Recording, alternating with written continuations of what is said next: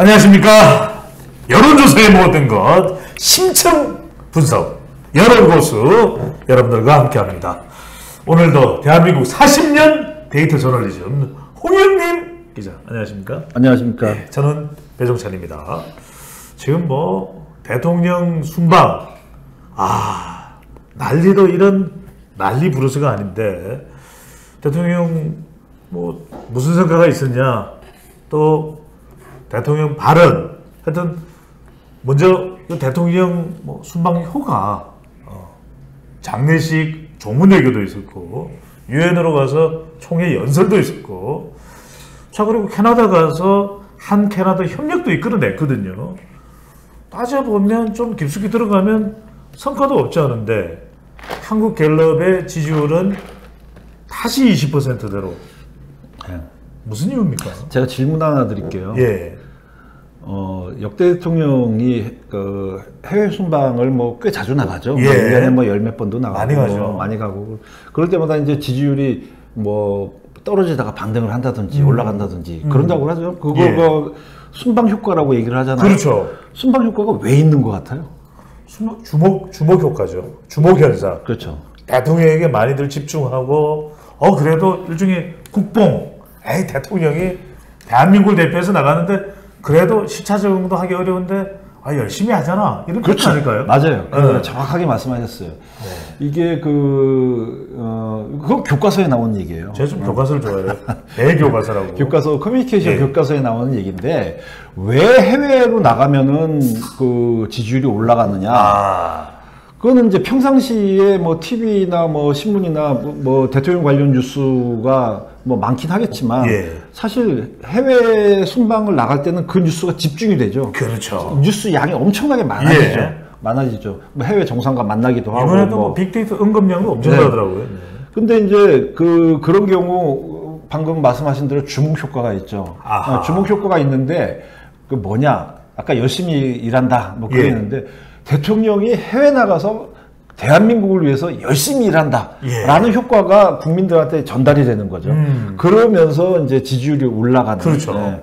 그러니까 이제 평상시 한국에 있을 때는 옛날 같으면 청와대에 이렇게 틀어박혀갖고 뭘 하는 건지, 밥을 먹는 건지, 일을 하는 건지 잘 모르는데 이제 해외 나가면은 열심히 아침부터 그렇죠. 저녁까지 이렇게 다니니까 그게 이제 예. 소위 말해서 순방 효과다라고 얘기를 했는데, 이제 윤 대통령 이번에 갤럽 조사를 보면은 2주 전에는 27%에서 33%로 30%대로 다시 이제 반등했는데 올라갔었는데 이번에는 다시 28%로 5%포인트 떨어졌단 말이죠. 예. 그리고 윤 대통령이 지금 두 번째 해외 순방인데 지난 7월 달에 나토 정상회의 갔을 때도 그때도 43%에서 37%로 떨어졌어요. 예. 그러면서 부정평가보다 부정평가보다 긍정평가가 더 낮아지는, 소위 말해서 데스크로스 현상이 처음으로 나타났죠. 순방 효과가 없네요. 없는 것뿐만이 아니라 이거 순방 역효과라고 해야죠. 역효과. 그래서 대통령 지지율이 데스크로스가 나타나는 것도 첫 번째 이 순방 때 윤 대통령이 양식이 안 맞네요. 그렇죠. 네. 그래서 이게 이제 김치찌개를 좋아하잖아요. 전임자들하고 좀 다른 이제 패턴을 보이고 있다. 이유가 뭘까요? 근데 이유가 그러니까 이제 이번에도 보면은 이제 여러 가지 이제 구설수에 올랐던 그런 사안들이 많았죠. 이제 특히나 조문이 제대로 됐느냐, 엘리베스 문상을 못했다, 제대로 됐느냐, 그리고 한일 정상회담인지 간담인지 일본 간담회 선언을 했다. 일본 총리가 있는 데까지 찾아갔다. 왜냐? 구걸 외교 이야기 나오고요. 그리고 바이든하고 48조 회담. 48조. 이런 여러 가지 이제 구설수에 오르면서 지지율이 오히려 떨어졌다. 제가 생각할 때는 외교 의전팀이 정교하지 못했다라는 평가가 나올 수가 있죠. 이게 이제 사실은 조문 문상이 제대로 됐느냐, 한일 정상회담이 제대로 됐느냐, 이런 거에 대해서도 이쪽 대통령실 얘기를 들어보면 다 이유가 있어요. 비행기가 좀 늦어졌다라든지, 앞에서 일정이 뒤로 미뤄졌다든지, 그렇죠. 뭔가에 다 이유가 있어요. 그런데 뭐 유엔 총회도 마찬가지고 뭐 그 해외 일정에서 보면은 우리도 이제 뭐 예를 들어서 여행을 가거나 뭐 그 외국에 나갈 때는 비행기가 연착할 수도 있고 그렇죠. 뭐 여러 가지 그 변수가 있을 수 있지 않습니까? 예. 그러면은 플랜 A, 플랜 B, 플랜 C를 그렇죠. 갖고 있어야 돼요. 아하. 갖고 있어야 돼요. 예. 만약에 플랜 A가 안 될 때는 플랜 B를 이렇게 한다. 예. 그리고 플랜 C로는 또 이렇게 한다. 라는 모든 그 정교한 그 이제 계획이 있어야 예. 이게 이제 이 처음하고 약간의 그 그런 차질이 부분이. 있어도 커버가 될 수 있다. 네. 근데 이제 제가 볼 때는 플랜 B, 플랜 C가 제대로 준비가 됐었는지 아. 뭐 그런 부분들이 이제 좀 지적을 받아야 될 홍 기자님, 근데 여기서 좀 궁금한 것은 예.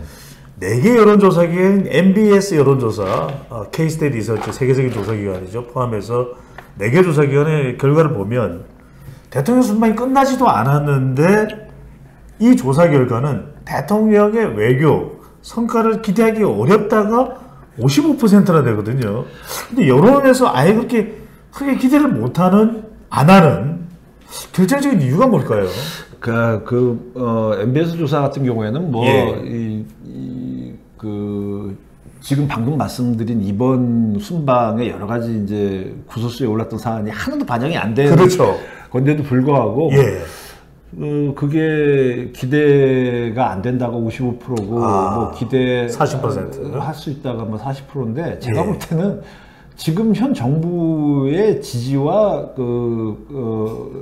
뭐 반대층, 뭐 그게 그대로 반영이 된 거라고 예. 생각이 돼요. 뭐 특별히 뭐 다른 여러 가지 고려할 건 없고, 예. 보통 한 4대6 정도의 지금 그 유권자 구성, 국민들의 이제 그 구성이 지금 되어 있지 않느냐. 저는 그렇게 생각이 되고. 참 이게 중요한 말씀인데, 왜냐하면은 대통령의 지지율이 낮기 때문에 또 나토 정상회의에서도 여러 가지 구설이 있었기 때문에 이번에도 여론은 정말 예의주시하면서 눈을 부릅뜨고 뭐 좀 잘못된 거 없나 이런 걸 또 탐색할 가능성이 높았는데 그 부분에 대한 플랜 C, 플랜 B 이런 게 준비가 안 됐네요. 그렇죠. 그런 것들이 좀 더 정교하게 됐었어야 예. 그게 이제 가기 전부터 한일 정상회담 한다라고 발표는 했는데 일본에서는 부정하고 그러니까요. 그게 아니다 뭐 얘기하고 그거는 좀 그것도 흔쾌히 하기로 했다 이렇게 또까지 그렇죠. 발표가 됐어요. 네, 그래서 그런 것들도 보면은 뭔가의 조율이 안 된 모습이 예. 보여졌잖아요. 그래서 앞으로는 아하. 그런 것들이 좀 이제 이 대통령실 입장에서는 많이 예. 좀 정비가 돼야 되고 이제 예상을 해야 된다. 이게 이제 순방 역효과라고 제가 얘기를 드렸는데 예.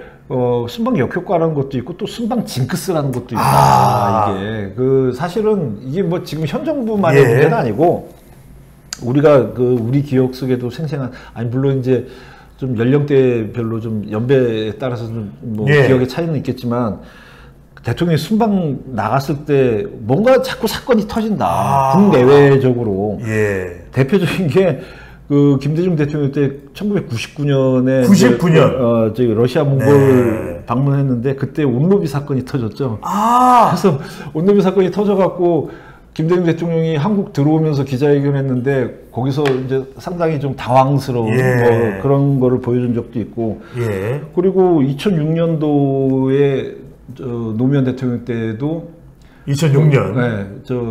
그때가 임기 이해찬 총리였나요? 4년 차죠. 3.1절 골프 사건.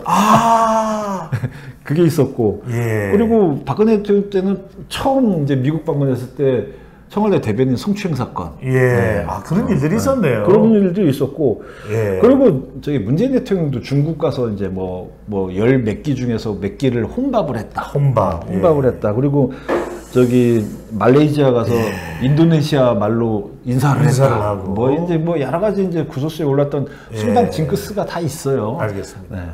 자, 대통령의 해외 순방.